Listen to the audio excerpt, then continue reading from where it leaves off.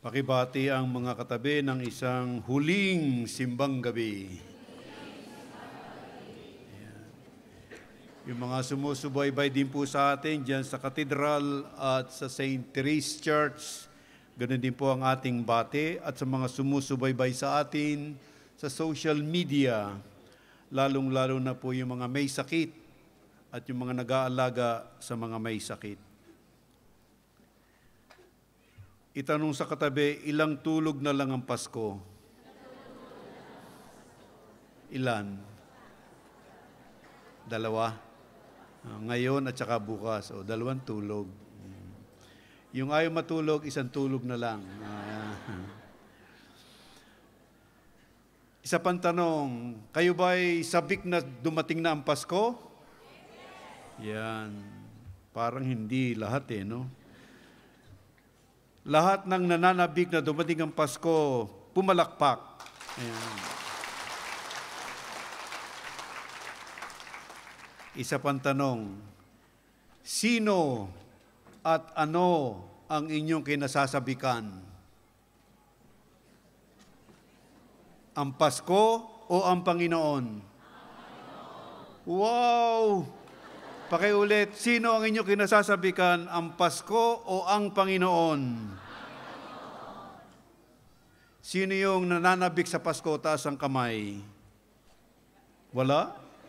Ayun, merong isa. At kung Pasko naman ang pinananabikan mo, sapagkat sa araw na yon, ang dadating naman ay Panginoon. Kaya lusot ka pa rin. Pero talagang ang dapat intayin natin ay ang Panginoon. Sa mga pagbasang ating narinig, merong 2 pagdating, ang sugo at ang Panginoon. Sa mga pagbasa nitong mga nakaraang araw, ang Panginoong ipinangako ay biglang darating sa templo, sa kanyang templo. Pero bago siya dumating, darating muna ang kanyang sugo. Yung ating pinag-usapang kahapon, yung anak ni Zacarias at ni Elizabeth na pinangalan ng Juan. At ayon kay Propeta Malakias, yun po ang kahuli-hulihang aklat ng Old Testament, Malakias. Ang unang-unang aklat ay Genesis at ang huli ay Malakias. Ayon kay Propeta Malakias, yung sugong ito na binabanggit niya doon ay malakas ang dating. At ang kanyang description ay darating siyang parang apoy at matapang na sabon. Sa Biblia ay nakalagay lehiya, pero hindi maintindihan ng mga Pilipino ano yung lehiya. Matapang na sabon. At ano ba ang papel ng apoy at ng matapang na sabon? Ang mga ito ay naglilinis sa tao. Nililinis ng sabon ang tao. Sino dito ang naliligo na walang sabon? Nililinis tayo ng sabon. At gayon din mga kapatid, ang apoy ay naglilinis. Ang apoy na nagdadalisay sa pilak at sa ginto. Ayon kay Malakias, sino yung lilinisin?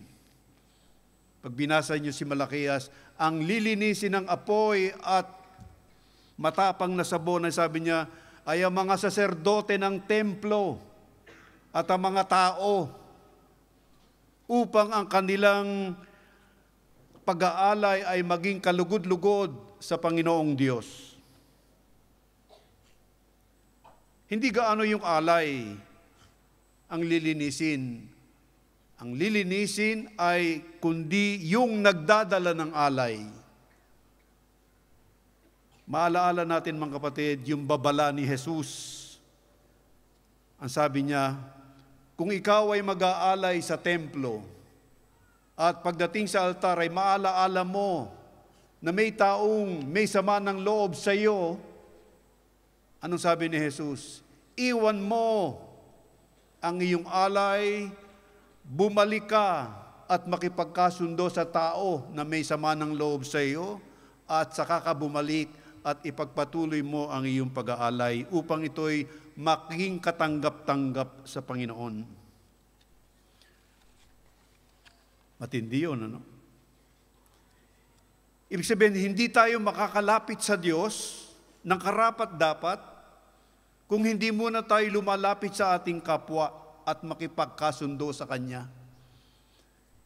Kahit yung aking tema kahapon ay tungkol sa greetings, yung pagbati at makipagbati.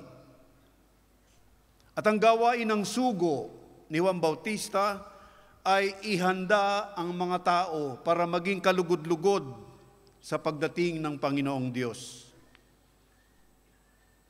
Matatanggap din natin ang Diyos kung tayo ay nakikipagkasundo sa mga taong hindi natin kasundo at nawala na yung alitan. Minsan sa pangangaral ni Jesus, nagtanong ang kanyang mga alagad, Panginoon, Maestro, bakit sinasabi na darating muna si Elias bago dumating ang Kristo, ang Mesiyas? Ang sinabi ni Jesus, dumating na si Elias. At ang tinutukoy niya ay si Juan Bautista. Si Juan Bautista ang gumanap sa papel ni Elias. Si Juan Bautista ang matapang na sabon at apoy na nanawagan sa mga tao na magbago. Kung inyong babalikan yung buhay ni Juan Bautista, ang kanyang mga pananalita ay matindi, malupit. Wala siyang sinisino. Yung si Herodes, na kinuha yung inagaw yung kanyang hipag mula sa kanyang kapatid, ay talagang pinuntira ni Juan Bautista. Sinabi, ikaw, Herodes, ay nagkakasala sapagat inagaw mo ang asawa ng iyong kapatid. At tinawag ni Juan Bautista si Herodes na magbago. Nakaligdan ninyong kanyang kasalanan. Mga kapatid, yan din ang mensahe ni Juan Bautista ng sugo sa atin para maihanda natin ang ating sarili sa pagtanggap kay Jesus. Ang magbago, ang kalimutan ang ating nagawa at talikdan ang ating nagawang kasalanan. Ang hindi tumanggap kay Juan Bautista ay hindi rin tumatanggap kay Kristo. Ang mga alagad ni Juan Bautista ay siya ring naging alagad ni Jesucristo. Matapos binyagan ni Juan Bautista si Jesus sa Ilog Jordan at paalis na si Jesus, ang sabi ni Juan Bautista sa kanyang mga alagad, siya ang kordero ng Diyos at sila'y sumunod kay Jesus. Pero ang mga Pariseo at ang mga eskriba ayaw kumilala, ayaw kilalanin si Juan Bautista na galing sa Diyos. Sila rin ay hindi rin tumanggap kay Kristo bilang Mesiyas. Si Juan Bautista, ang batang ipinangako ng Diyos kay Zacarias at kay Elizabeth. Si Jesus, ang ipinangakong manunubos mula pa doon sa Genesis. At dito sa Ebanghelyong ating napakinggan, yung awit ni Zacarias o Benedictus kung tawagin, doon ay malimit banggitin yung nangako ang Diyos. Natutuparin niya yung kanyang isinumpa sa ikaliligtas ng bayan. Pangako. Pakisabi sa katabi, pangako. Punong-puno ng kahulugan ng salitang pangako. Ang salitang pangako ay nagbibigay ng direksyon sa buhay ng tao. Kapag pinangakuan mo ang isang tao na siya lamang ang iyong mamahalin, may direksyon na ang kanyang buhay. Ang pangako din, bukod sa nagbibigay ng direksyon, ay nagtataglay ng pag-asa. Kapag ikaw ay nangako, binigyan mo nangako sa tao, nagbibigay ka ng pag-asa sa taong iyong pinangakuan. At ang pangako ay nagsisilbing haligi ng tiwala at ng pagmamahal. From the simplest promise of a friend who is always there, naniniwala tayo sa Kanya, hanggang sa sagradong pangako ng mag-asawa sa sakramento ng kasal, ang bawat pangako ay tanda ng ating katapatan at responsibilidad at tungkulin. Sa kabila nito, mga kapatid, ang pangako ng tao ay madalas mauuwi sa pagkakasala at pagkabigo, at kung sinasabi nga natin ay napako ang pangako. Sa kabaligtaran, ang pangako ng Diyos ay isang halimbawa ng isang pangakong punong-puno ng katapatan at pag-ibig. Hindi niya nakakalimutan. At ang Biblia, mga kapatid, ay punong-puno ng pangako ng Diyos.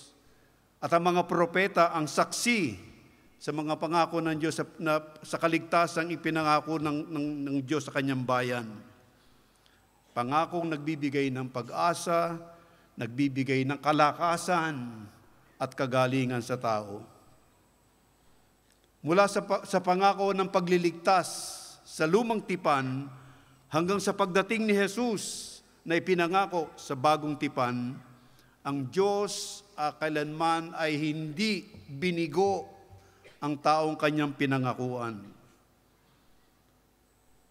Sabi nga sa ikalawang sulat ni San Pablo kay Timoteo, si Kristo ay tapat pa rin sapagkat ang sa Kanya ay hindi niya itatakwil, hindi niya iiwan.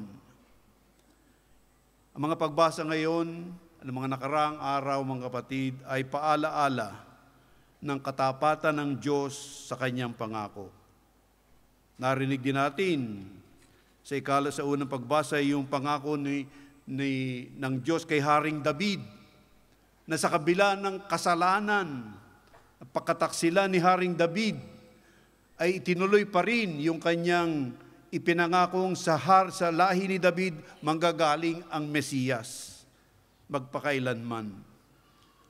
Na itatatag niya ang trono ni David at mula sa trono ni David ay lilitaw ang tunay na tagapagligtas. Mga kapatid, panghawakan natin ang pangakong ito ng Panginoon. Na darating ang Panginoon sa ating buhay. Naway itong 9 na gabing ating binuno na marami sa inyo ay nagsakripisyo para makarating at mabuo yung 9 na gabi. Ang ating dalangin ay naway ipagkaloob ng Panginoong Diyos sa pamamagitan ng mahal na Birheng Maria ang ating mga hinihiling. Lalong-lalo na kung ito ay sa kagalingan ng ating mga pamilya. Sapagkat sabi ko nga nung mga nakaraang araw, sa pamilya natin matatagpuan ang tunay na kahulugan ng Pasko. Sapagkat si Jesus ay bumaba sa pamamagitan ng isang pamilya. Paalaala din ito upang bigyang halaga natin ang ating pamilya. Pahalagahan. At kung sakaling tayo nakalimot, naway ang Paskong 2024 ay magsilbing paalaala. Naway yung tema ng simbang gabi na sama-samang paglalakbay tungo sa sabsaba na bukal ng pag-asa ay magsilbing paalala sa ating lahat. Ano man ang ating pinagdaraanan sa buhay, naway mabuhay pa rin sa atin at hindi mawala yung salitang pag-asa. Dahil ang Diyos ay nangako. At ang pangako niya, hindi niya tayo iiwan. Binigay niya sa atin ang kanyang anak, si Emmanuel. Nang ibig sabihin ay, the Lord is with us. Kasama natin ang Diyos. Kaya sabihin mo sa katabi mo, kapatid, kasama natin ang Diyos. Huwag kang mawalan ng pag-asa. May bukas pa. Hanapin natin at panabikan ang Panginoon. Sapagkat sa Pasko, ang Panginoon ang regalo sa atin ng Diyos. Amen?